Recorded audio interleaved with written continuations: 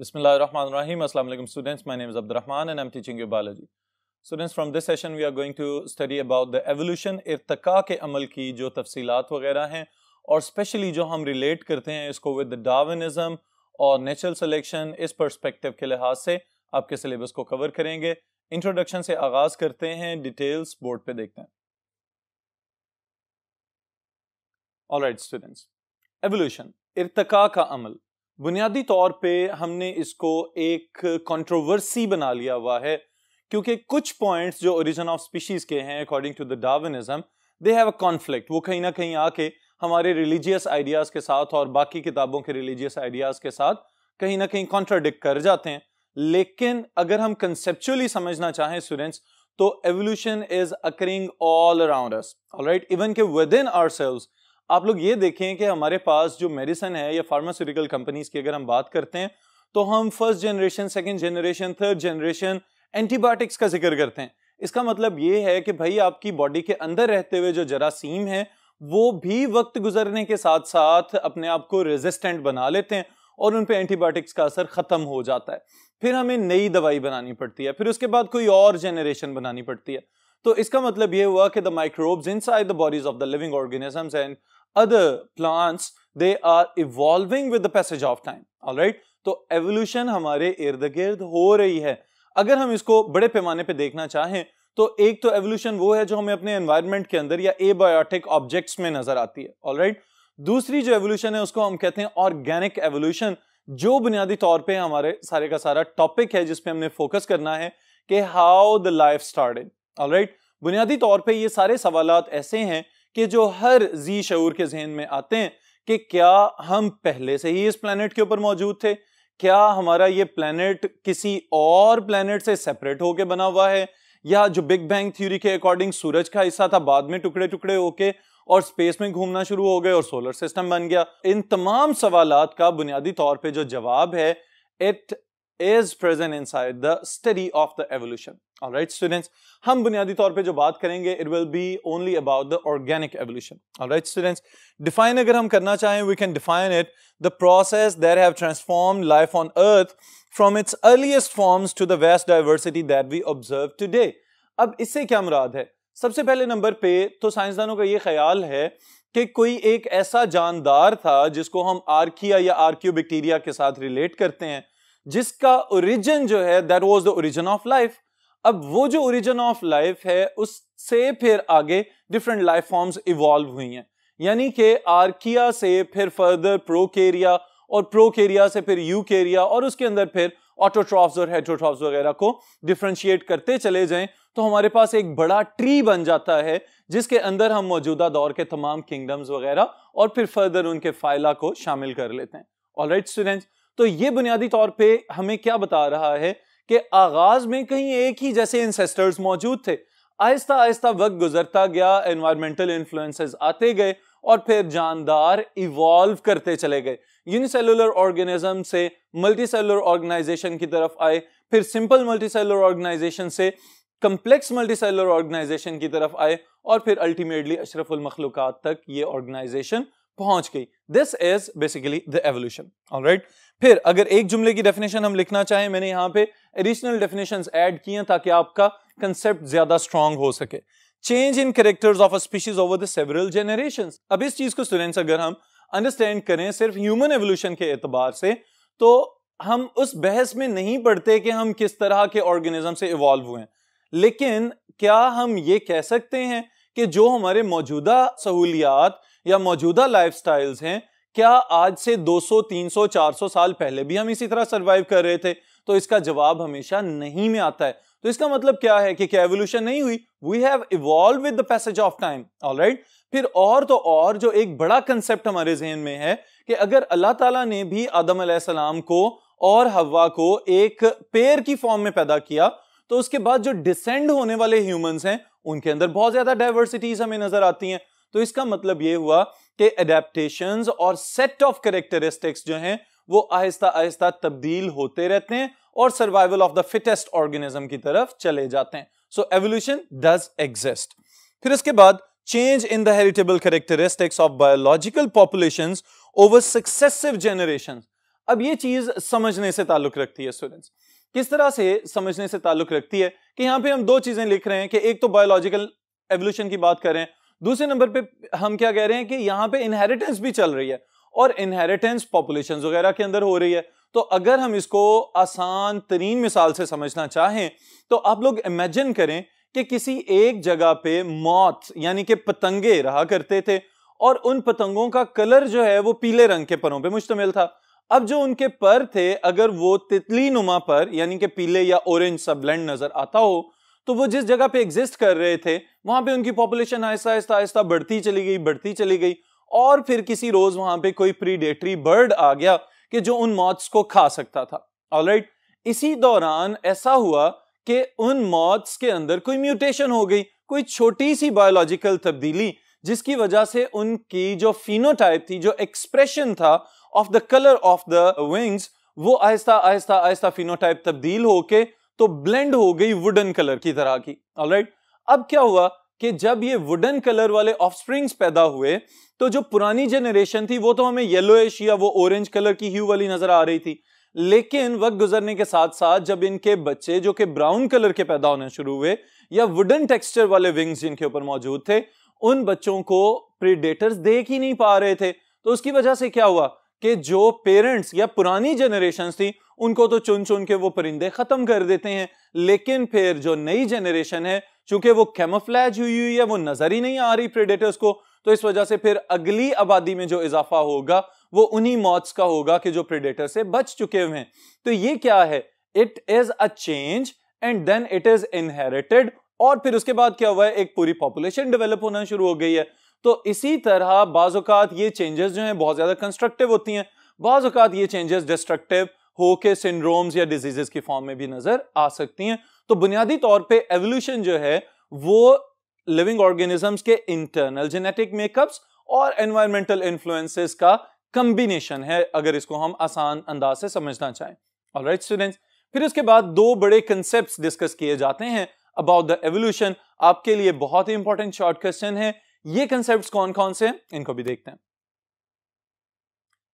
Ji students, the first thing is the concept of evolution. Alright, अब इसको मैं पहली चीज क्यों कह रहा हूं, क्योंकि बुनियादी तौर पे हमारा फोकस है अभी फिलहाल एवोल्यूशन के ऊपर।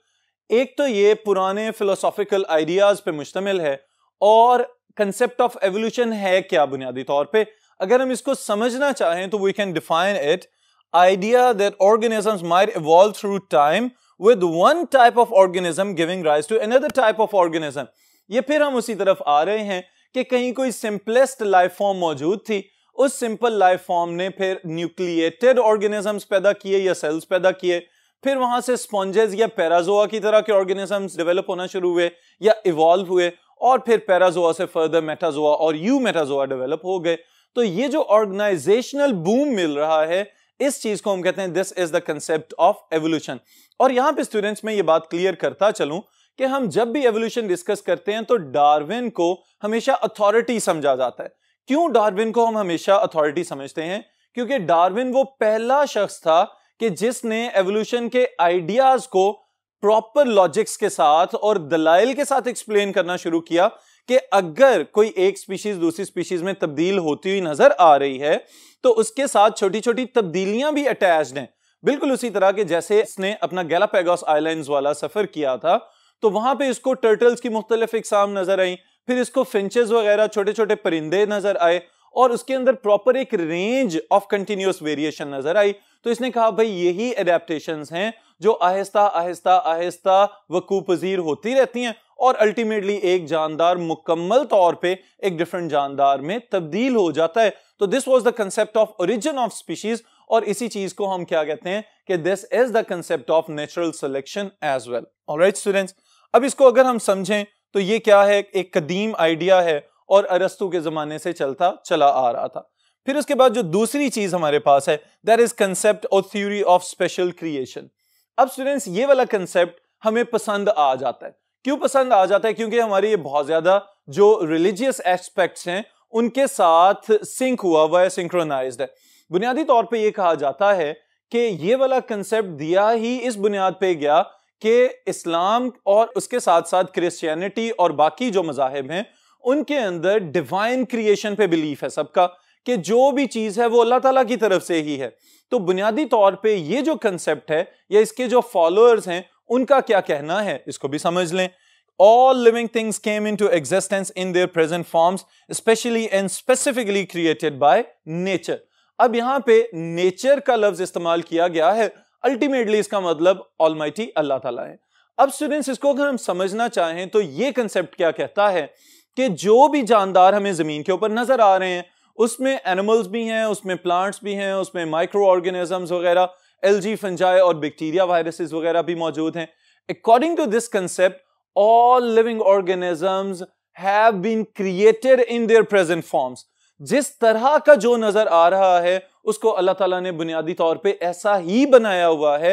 वो छोटी छोटी तब्दीलियां तो अपने अंदर जरूर ले आते हैं ताकि वेरिएशन या डाइवर्सिटी हो सके, लेकिन ऐसा पॉसिबल नहीं है कि जो डार्विनिज्म कहता है कि पहले चिंपैंजीज थे या एप्स की कोई क्लास थी और उससे इवॉल्व होके ह्यूमंस बनना शुरू हो गए, तो this concept is not following the Darwinism. Alright, ये एक एंटायरली डिफरेंट सिनेरियो क्रिएट करता है और इस सिनेरियो की क्रिएशन में अगर हम लॉजिक्स देना चाहें तो अब हमारे पास बहुत सारे ऐसे दलाइल मुमकिन हैं कि हम ये कह सकते हैं कि जहां कहीं भी वो एवोल्यूशनरी ओरिजिन की चेन मिस हो जाती है तो साइंटिस्ट कहते हैं there might have been existed some sort of और सम टाइप ऑफ एंसेस्टर, कि कोई एंसेस्टर तो ऐसा होता होगा कि जिसका फॉसिल रिकॉर्ड मौजूद नहीं है।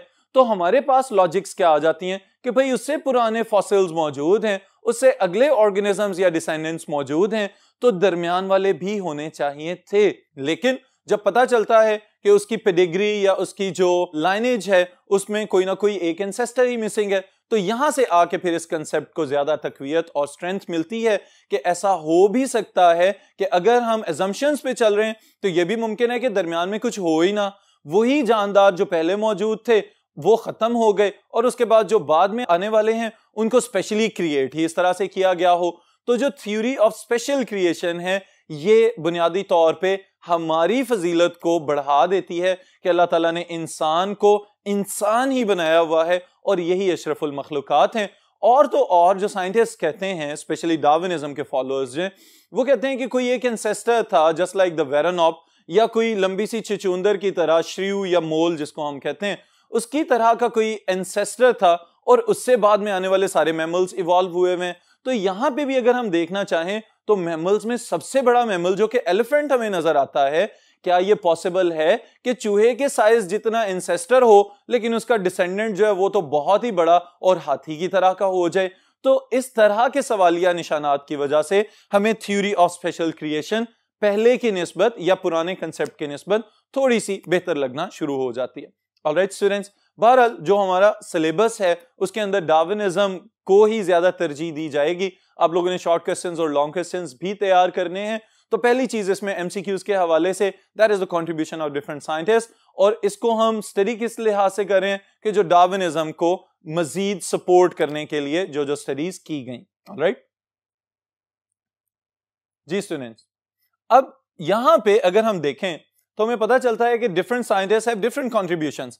सबसे पहली चीज जो समझने के लिहाज से या स्टडी करने के लिहाज से आसान है, that was performed by the Carolus Linnaeus, sought and found order in diversity of life, और फिर उसके बाद binomial nomenclature।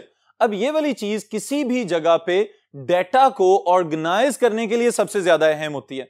किस तरह से अहम है कि सबसे पहले नंबर पे तो इनके रिलेशनशिप्स को स्टडी किया जाए कि अगर हम ये कहते हैं बिल्ली शेर की खाला है तो बिल्ली के अंदर शेर वाली खसूसियात तो नजर आनी चाहिए हमें, तब जाके ही उसकी खाला बन सकेगी। तो खाला बुनियादी तौर पे क्या है? इट इज अ रिलेशनशिप, कि कहीं ना कहीं कोई एंसेस्ट्रल लिंक मौजूद है इन दोनों के अंदर।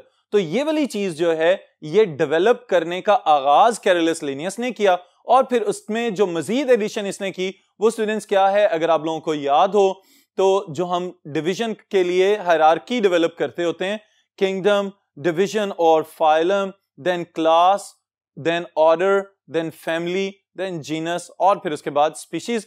तो ये जो डिस्ट्रीब्यूशन बनती है, इस डिस्ट्रीब्यूशन या इस ऑर्गेनाइजेशन का सेहरा लिनियस के सर है। फिर उसके बाद स्टूडेंट्स लामार्क आप लोगों को याद है, इसके अपने ही आइडियाज हैं, but he has contributed a lot towards the evolution. Specially जो सबसे मशहूर इसकी मिसाल दी जाती है that is the giraffes evolution, कि ज़राफ़े जो हैं वो पहले घास खाया करते थे ज़मीन के ऊपर से, फिर वक्त गुजरने के साथ साथ आहिस्ता आहिस्ता उनके घास उन्होंने खा लिया, ख़त्म कर दिया और दरख्तों के पत्ते खाने पे मजबूर हुए। तो पत्ते खाने के लिए उनको गर्दनें स्ट्रेच करनी पड़ी और फिर जनरेशन आफ्टर जनरेशन उनकी गर्दनें पहले की निस्बत ज्यादा लंबी होती चली गई और मौजूदा दौर के ज़राफ़े आपको नजर आते हैं। This was the concept of Lamarck, जिसे हम लामार्किज्म कहते हैं। इसी तरह use and disuse of organs का कंसेप्ट इसने दिया हुआ है कि अगर तो जानदार किसी ऑर्गन को बेहतर अंदाज में इस्तेमाल करें तो वो ज्यादा अच्छा इवॉल्व हो जाता है, और अगर कोई ऐसा ऑर्गन या ऐसा पार्ट हो कि जो कई नस्लों तक कोई भी काम परफॉर्म ना करे तो रिड्यूस होते होते आखिरकार खत्म हो जाता है। डिफरेंट कंसेप्ट्स हैं, but he has his own place in the contribution of the evolution. फिर उसके बाद students, Malthus he published essay on the principles of population.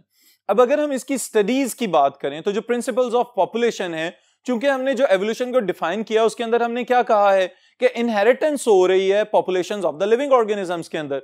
तो ये जो इनहेरिटेंस है उसके साथ इस चीज का भी ख्याल रखना होता है कि पॉपुलेशन की सप्लाई और डिमांड और फैसिलिटीज और नेसेसिटीज, इन सब चीजों के दरमियान तवाज़ुन बरकरार रखा जा सके, इस चीज को चेक किया जा सके कि अगर खुदा ना खास्ता कहीं आबादी बहुत ज्यादा बढ़ रही है तो उसके लिए वसाइल किस तरह से पैदा किए जाएंगे, अगर आबादी बहुत ज्यादा कम है तो वसाइल को यूटिलाइज किस तरह से किया जाएगा। तो इन सब चीजों पे बुनियादी तौर पे तवज्जो मबजूल करवाई माल्थस ने in the principles of population.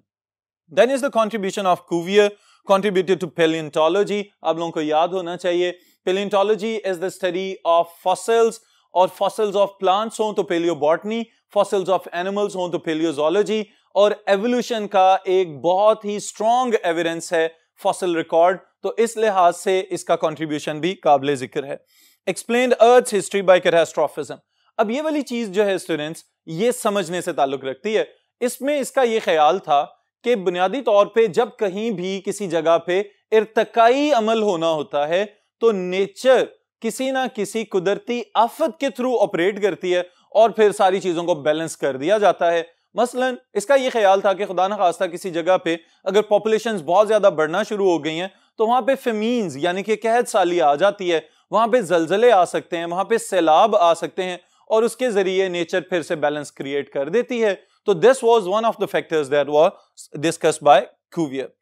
फिर उसके बाद स्टूडेंट्स, लायल, इसने इस कंसेप्ट को जो कैटास्ट्रोफिज्म का कंसेप्ट था उसको थोड़ा सा एक डिफरेंट वे में एक्सप्लेन किया हुआ है, जिसे हम कहते हैं यूनिफॉर्मिटेरियनिज्म या फिर ग्रेजुअलिज्म, कि तब्दीलियां आहिस्ता आहिस्ता आती चली जाती हैं और फिर एक वक्त ये आता है कि कई नस्लें गुजरने के बाद जो अगली जनरेशन आती है वो अपनी बहुत सी पुरानी जनरेशंस की निस्बत एंटायरली डिफरेंट हो जाती है। तो ये वाला कंसेप्ट था लायल का, जिसको उसने जमीन की एवोल्यूशन के लिहाज से एक्सप्लेन किया। जमीनी इर्तका भी साथ साथ चल रही है। मसलन कि अगर हम गौर करते हैं कि हमारे इर्द गिर्द बहुत सारी जगह ऐसी हैं जहां पे हमें किसी जमाने में पानी की मौजूदगी के असरात नजर आते हैं, तो इसका मतलब यह है कि पानी वहां पे था और फिर खत्म हो गया। इसी तरह बहुत सारी ऐसी जगह भी हमें जमीन पे नजर आती हैं जो किसी जमाने में तो खुश्की की फॉर्म में या आइलैंड्स की फॉर्म में जमीन पानी से बाहर था वो वाला जमीन का हिस्सा, लेकिन फिर क्या हुआ, वक्त गुजरने के साथ साथ वो पानी के अंदर चला गया। तो ये वाली जो तब्दीलियां हैं, these are the principles of geology. और फिर इन प्रिंसिपल्स ऑफ जियोलॉजी के साथ ही साथ समझने वाली चीज स्टूडेंट्स ये है कि हमारे इर्द गिर्द जो जलजले वगैरह आते हैं जिसको हम सिस्मोग्राफी में स्टडी करते हैं, it is also part of the earth, और उसकी वजह से भी जमीन को रीशेप और डी शेप किया जा सकता है as desired by the nature. Then is Darwin, the ultimate guy. Ultimate guy किस लिहाज से? एवोल्यूशन को एक्सप्लेन करने के लिहाज से, क्योंकि हम सारी एवोल्यूशन को रिलेट ही डार्विन के साथ कर देते हैं। हालांकि बहुत सारे लोगों के अपने अपने कॉन्ट्रीब्यूशंस हैं, लेकिन जो एक्सप्रेशन दिया या जो डिलीवर किया कंसेप्ट, देयर वाज डार्विन। फिर डार्विन्स कंसेप्ट था। फिर वॉयेज ऑफ बीगल, जो इसका बुनियादी तौर पे बहरी जहाज था, उसका नाम था बीगल। उस पे जो बहरी मुहिम इसने सर की हुई है उसको हम कहते हैं दैट इज द वॉयेज। चूंकि बहरी सफर था इस वजह से वॉयेज की टर्म इस्तेमाल की जा रही है। Then essay on the origin of species, इसकी डिटेल्स इंशाल्लाह ताला हम इसी चैप्टर में आने वाले सेशंस में स्टडी करेंगे, लेकिन समझ लें इसका ये ख्याल था कि वक्त गुजरने के साथ साथ पुरानी स्पीशीज से ही नई स्पीशीज आहिस्ता आहिस्ता इवॉल्व होना शुरू हो जाती हैं, and it is possible they can be entirely different organisms. फिर उसके बाद मेंडल स्टूडेंट्स, चूंकि इनहेरिटेंस की बात हमने शामिल की एवोल्यूशन के अंदर, तो मेंडेलियन जेनेटिक्स और जेनेटिक्स के जो रूल्स हैं उसको जब डार्विनिज्म के साथ ब्लेंड किया गया तो नियो डार्विनिज्म का कंसेप्ट दिया गया। तो इससे हमें यह पता चलता है कि म्यूटेशंस हों या वेरिएशंस हों या डाइवर्सिटी जितनी भी आ रही है वो जेनेटिक्स के बगैर पॉसिबल नहीं है। So Mendel has his own contribution here. फिर उसके बाद स्टूडेंट्स वेलेस, जिसकी एवोल्यूशन के हिस्ट्री में इसके इसार को हमेशा अच्छे अल्फाज में इस्तेमाल किया जाता है कि वेलेस ने भी वही तमाम स्टडीज की जो डार्विन के पास थी, लेकिन इसने डार्विन को सीनियर और अपना मेंटोर बनाते हुए वो सारे के सारी रिसर्च शेयर कर ली डार्विन के साथ, जो कि फिर बाद में इनकी जॉइंट पब्लिकेशन की फॉर्म में सामने आई। और इसके भी आइडियाज वही ओरिजिन ऑफ स्पीशीज के साथ ही ब्लेंडेड हैं कि जो डार्विन के ख्यालात थे वही वेलेस के ख्यालात थे। ऑलराइट स्टूडेंट्स, तो इंट्रोडक्शन को यहीं पे खत्म करते हैं, फिर इंशाल्लाह